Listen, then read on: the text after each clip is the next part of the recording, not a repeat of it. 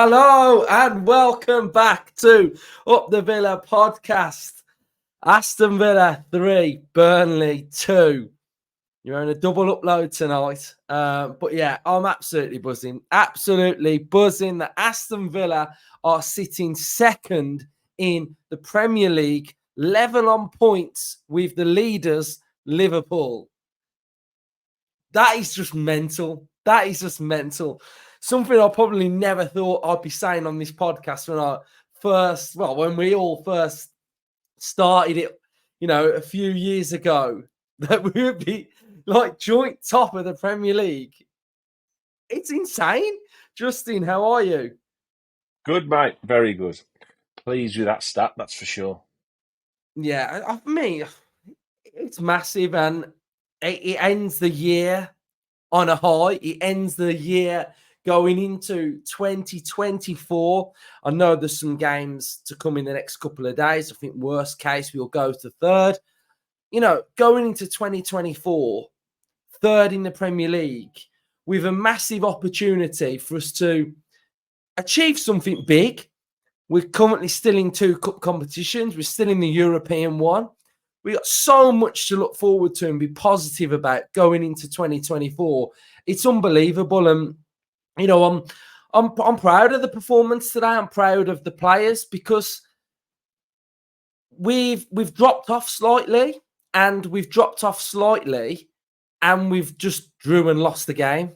Is that a drop off? Is that bad form? We've had a fantastic December. We've played really well. We've beat City and Arsenal, the 2 top teams at the minute in the Premier League, albeit Man City are sort of climbing back up the Premier League table. That was remarkable in itself.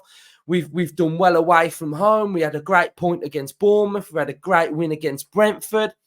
Yeah, we came a bit short against Sheffield United. We were way below standards against United, and we've bounced back today with a win. And I've read a few comments. I've read a few things online, and I think there's been a reaction here to this game that I don't know. I thought we played all right. We're not at our control best of completely controlling the game and limiting the opposition to 1 or 2 chances at best. We're not doing that at the minute. But I think with 19 shots on another day, if Diaby gets his head over the ball, if Ramsey bags that one, we win this game 4 or 5, 1 or 2 or whatever. So, I think 3-2. I think the frustrating thing for some fans might be that it was edgy at 2-2 and they did get back in the game and it wasn't as comfortable. But at 2-1, I was sat there thinking, we're going to win this 4 or 5. I don't know how you saw the game, but that's how I saw the game. Pretty much the same as you. Yeah, we are in a dip of form. There's no question about that. We're not at our peak. We're not at our best. But we're missing, 3 players currently who have been outstanding for us this season: Pau and Tielemans and Kamara. And I think Kamara and Pau, given the goals we conceded, are huge to this team, and you can see that now. The like-for-like replacements. On the predicted lineup, the one big question was who plays in the other 6, and he went for McGinn, and unfortunately, when he plays in there, we do lack his energy going forward. So there is areas of the side that are creaking a little bit. There's no question about that. I hope we'd score early, and we did. Unfortunately, they equalised almost straight afterwards, which is a shame, but they caught us a bit cold from a set play. But you switch off in the Premier League and that's what happens. And then we have to go again, and we get it ahead again. And we create another good goal, and we take another good goal. And at that point, 2-2, I'm thinking, okay, let's... then they hit us on the break and score a fantastic goal. There's no question about it. He takes it brilliantly. Another day he puts that in Rose Ed, doesn't he? But he's had a fantastic game today. Foster, he was outstanding. And then basically, we've got to try and find a result from somewhere. And like you say, before they got the equaliser, we could have easily been out of sight. 5, 6, easily 5 and 6 we could have scored today. So I don't get the the meltdown. Well, I'm not sure it's a meltdown, but I don't get the massive frustration that yes, we left it late, and yes, it was a bit of a soft penalty, but at our peak, we can destroy teams in the Premier League. And when you're not at your peak, the key is to still pick points up, to draw games like we did against Sheffield United, last second, whatever it was, last minute equaliser. And today we got a last sort of minute winner. But that's what you have to do when you're not playing that well. And that's what happened today. And, we started this calendar year, 1st of January, we were 5 points clear of the bottom three in the Premier League. We end the year joint top of the Premier League, and it's an incredible stat. And yet, individual games, you have roller coasters, don't you? And it wasn't that long Yeah. ago we absolutely schooled Man City at home and beat Arsenal on the Saturday, and then we have Sheffield United and Burnley the next two games up. You're thinking, okay, we'll win them comfortably. I certainly thought we'd win them comfortably, and it hasn't turned out like that. We've won one, drew one, but that's just how hard the Premier League is. And I think overall, it's been an incredible season, and with players coming back, with suspensions now over, especially for Kamara, Pau came on, so he's going to be fit now. Tielemans doesn't think he's that far away. With one or two players coming in, there's no reason why we can't go on. If that's the blip, which I hope it is, then sound, let's kick on and go for it. Yeah, and that's what I'm saying. Like, if a draw and a loss is a blip and you back it then back up with a win, we've got to use a bit of perspective of where we are and the nature of the actual month. And some of the players that and I'm not saying like, okay, footballers have a hard time, but this period in English football is very, very brutal. And some players have never gone through this before. Even Pau, Carlos, Diaby, they've never been through this congested festive period, because half the time they've got the feet up at home enjoying their Christmas. And I know Kamara's got his feet up at home and enjoying Christmas, but what I'm saying is some of these new players we've got haven't really experienced that heavy congested Christmas period. So it's probably been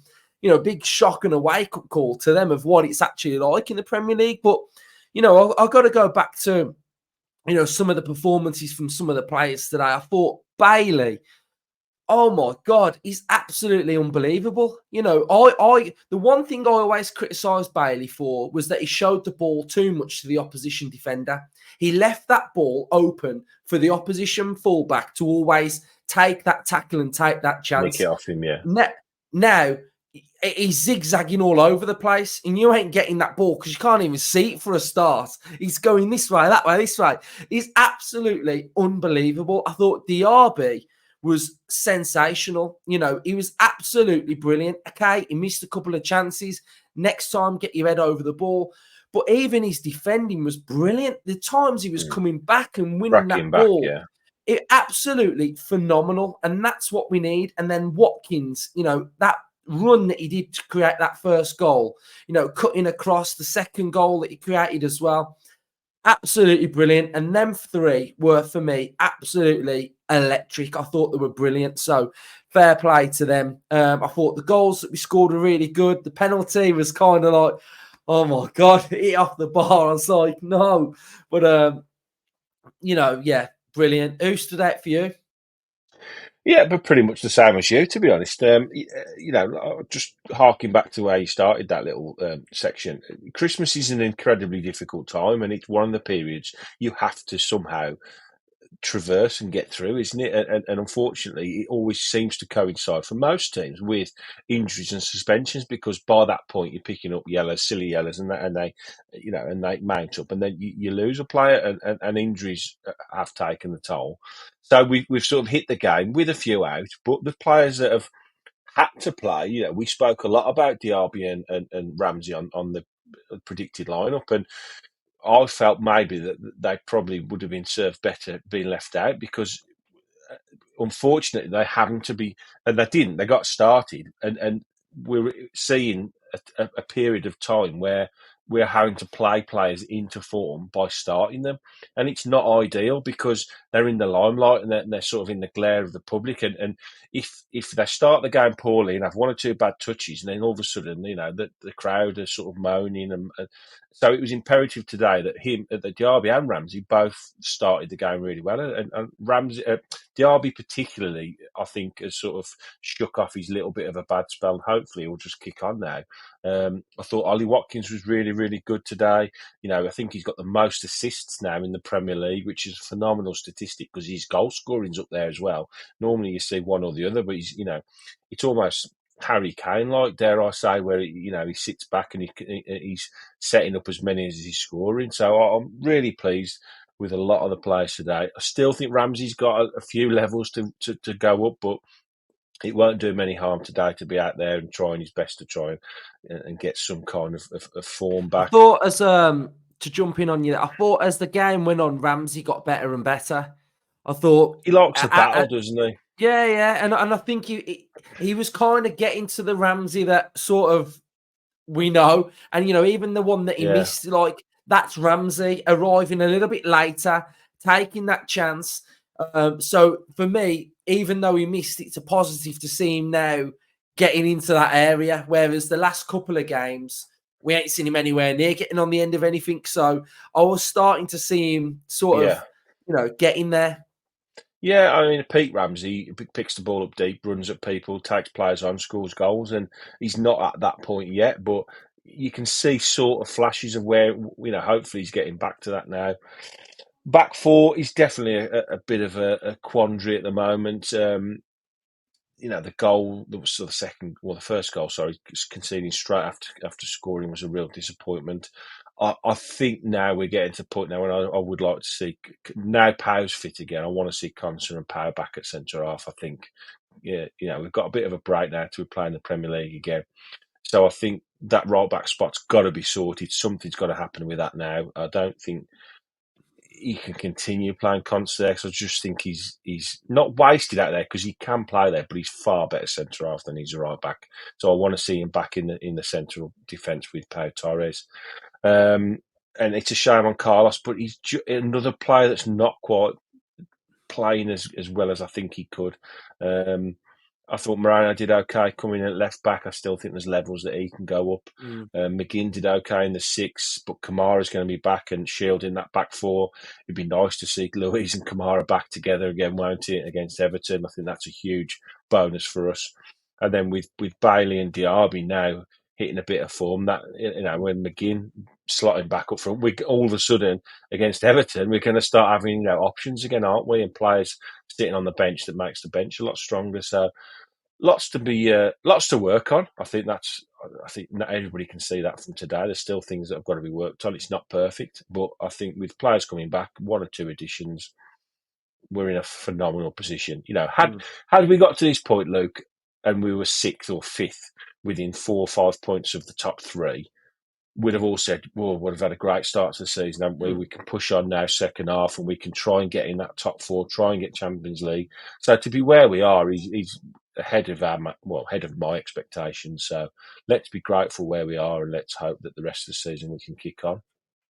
Yeah, I mean, I think if I try and remember what most Villa fans wanted, where they wanted to finish 6th. I think I said 6th. I think everybody was sort of saying, well, you're above that now. But I think 6th and progression was the where everyone thought, and we're now above that. So yes, the expectations been raised slightly. I think that's fair. I think if you go and beat Man City and Arsenal in the same week, the expectation is going to be risen. It's going to be there because you've just beat the 2 big teams, and I think what I kind of think is that, and I think how I don't think is that I don't actually think top teams that win the Premier League or get into the top 4, they don't play well every week. They don't blow teams away every week. They don't play amazing football every week. But what they do is they win. And some of you regular viewers will remember me saying this. I've said this numerous times now, especially under Emery, is that play shit and win, right? Play shit and win is the best thing to do because there's nothing worse than playing well and losing. That is the worst thing. And I think I've watched Liverpool numerous times this season. They don't play that well and they win. And that's the sign of a good team. They just find a way to win all the time. Yes, you have to play well. You have to. There will be games where you have to play well, and we do play well. But there are games where sometimes you have to just play not so great and get the win. And I think that's important. But I don't think today was one of those games. I don't think it was one of those games where we didn't play well and we won. I think we played well and won. But there was just two moments where we conceded, which then puts a bit of a dampener on it. And you're like, oh, we didn't play that well, but we had complete control of that game for the majority of it. If I show you now the momentum bar from the game, if I just share the screen with you, that'll help. So we share the screen, and I show you the momentum bar of the actual game. Villa are in the green and Burnley are in the blue. So majority of that momentum is with Villa there, especially in the second half. And then if you go down and have a look at some of the other stats, with an XG of 3.15, where we scored 3 goals, 65% possession, 19 shots, 7 on target. You'd hope that those would be slightly better. If we have a look at the passing, 85% passing accuracy. So, all in all, it's a win and we've won. And I think that's the most important part about it, really, is that we've won the game. We're second in the league. Do you know what more can we do? Do you know what I mean? Nothing. Football's not an exact science, is it? If it is, then it'd be predictable, and it's just not predictable, is it? And I think sometimes when you are in the ascendancy in games and you make one or two mistakes, this is why you need to try and get that. We needed to get that third goal just after half time. We would have put the game to bed then. And then I've seen a lot of people say, "Oh, down to 10 men, we should be hammering relegation, threatened Burnley." It don't work like that. It just doesn't work like that, football, does it? And No. when you are under the cosh, when things aren't quite going right, which they didn't today, because they scored 2 goals at really tough times for us. And we only had sort of 19 minutes left when they went 2-2. You have to dig in and you have to try and find a way. And yes, it was a soft penalty, but like you said, if Diaby had his shooting boots on, would have been out of sight by then. So it would have been a travesty for me today if we hadn't have won that game. And that's the only way I can explain it. Sometimes you win a game and you think, bloody hell, we got away with one there. But for me, with the dominance we had, the chances we created specifically, that XG tells a story there straight away. Any other day that Burnley don't score 1 goal today, they've scored 1 from a set piece where we haven't picked up 2 players, which is our fault. And then they've scored a flicked on goal the halfway line. He's ran 40 yards and he's absolutely buried it in the bottom corner, against the best goalkeeper in the world. And it's a fantastic finish. So individual moments, and all of a sudden we're at 2-2, and because of what's happened in the previous 2 games, oh God, here we go again. But calmness prevailed. The manager, on the sideline was very calm, and he gesticulating to him, right, come on, and I've been a little bit critical of Duran, but he did, he won the penalty today, so he's still a bit of a nutcase, didn't he? He tried to take the player out just after. I was like, what's he doing? But what I will say is, I mean, any of you that sort of watch our content religiously, I did actually tell you how Burnley play. I did say that they will come and they will have a go, and that's what they did. Do you know what I mean? And you can't just look at a team name and go, oh, it's Burnley. Premier League's, every team has a chance. Every team on their day can beat everybody. Any team can beat anybody. We've seen it so often. Yeah, and I think what you have to also give teams credit for is, I mean, how many away games? 10 away games now. So most teams are playing 9 or 10 away games. So teams aren't going to just rock up at Villa Park and play into our hands. If the manager of every team that plays against us has got anything about them, and they generally have, they're all should be the peak of their game. The 19 Premier League managers should be the best 19 managers in the country. They're not going to come to Villa Park now and play to our strengths. They're going to see, especially how Sheffield United played against us and how Burnley set up against us today. 2 slightly different ways of playing against us, but both have had joy at Villa Park. So you expect in the second half of the season that a lot of other teams are going to try and play that way. So it's up to us to adapt to that, and it's up to us to find a way. And when we're at it, when we're at our best, I don't think it matters how anybody plays against us, because I think we beat them anyway. But when we're not quite at it, then and teams do turn up with a game plan and it works, then you have to be a little bit cleverer, don't you? And this is where perhaps one or two newer signings will help us to evolve and play a different way and have different options coming off the bench, and players in form, as we've seen today. Diaby slightly Yeah. back in form. Bailey flying at the moment. I will It say, makes a huge difference. two more things and then we'll finish. Number one, I've got Bailey on the back of this shirt. No, it's got Diaby, sorry, on the back of this shirt. The away shirt. And I had a feeling about Diaby today. So I put my away shirt on for him. And finally, I'm going to show you something. And something's just clicked in my head. And I've just remembered what I predicted at the start of the season, right? I've only got 9 games to go at home for Villa to go unbeaten for the whole season. 9 to go. I'm over halfway now to getting my prediction bang on. So 9 left. Don't sound a lot, does it really? 9 games at home left this And season. we've played against some of the big boys already. So I'm thinking we got to nearly get that. Got to nearly get it. So thank you everyone who's watched. Absolutely buzzing. Second in the Premier League. Joint top with Liverpool. Up the Villa. Happy New Year, everyone, and up the mighty Villa.